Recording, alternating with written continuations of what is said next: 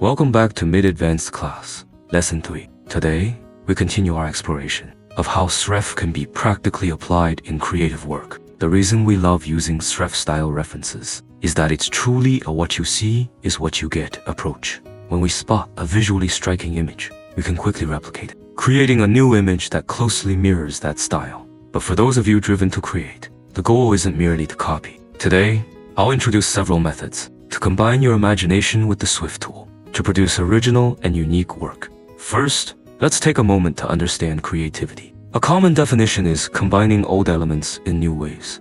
Personally, I prefer a slightly different perspective. Creativity is about discovery, finding similarities between things that seem completely unrelated. These similarities are often visual, sometimes conceptual, and sometimes both. Let's look at a set of images. Isn't it quite imaginative? You'll notice that most of the images identify some similarity with another object, a similarity in shape, and of course, some share conceptual similarities as well. For example, a loaf of bread not only resembles a sofa in shape, but also conveys the same sense of softness. Now, let us revisit SWIF-style references. Their primary purpose is to capture artistic elements, color, texture, composition, and more. Using SWIF, we can transfer these kinds of visual similarities into our own creative work. Back to middle Jodi. Let's examine the first case. This is a series of ceramic still life images, close-up photographic works. When I saw them, they evoked a feeling of simplicity and rustic elegance, a beauty that feels almost otherworldly.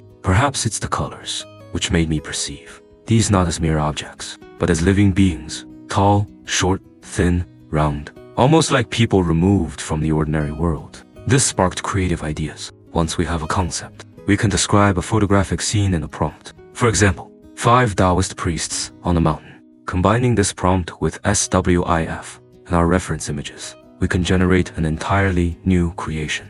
Of course, the resulting work draws on the colors and some compositional cues from the reference, but its subject matter is completely original. Zoom in on one image, and you can almost feel the priests descending the mountain. This set demonstrates the unexpected possibilities of creativity. By combining imagination with SWIF-style references, you can produce original work instead of simply copying a style. Now, let's consider a second example, a still life photograph. A shriveled orange-red pomegranate on the left, and a slightly fresher pear on the right. This image reminded me of a married couple, sitting quietly together, backs to the camera, close in body but distant in heart. If you were to assign a theme, it might feel like the twilight of love. Providing this reference image to Mr. Jolly and combining it with a prompt. For instance, a photographic scene, a couple with their backs to the camera. We get a set of images whose style resembles the reference, but whose story is entirely different. Yet, they convey something universal. Two very different people or objects together, harmonious yet contrasting, much like the sweet and bitter moments of life. Through these two examples, don't you feel inspired to create? AI, as a new tool, brings new methods of creation and greatly enhances our efficiency, from imagination to execution. Here's a small assignment. What comes to mind when you see this image? Try experimenting with SWIF and see what you can create.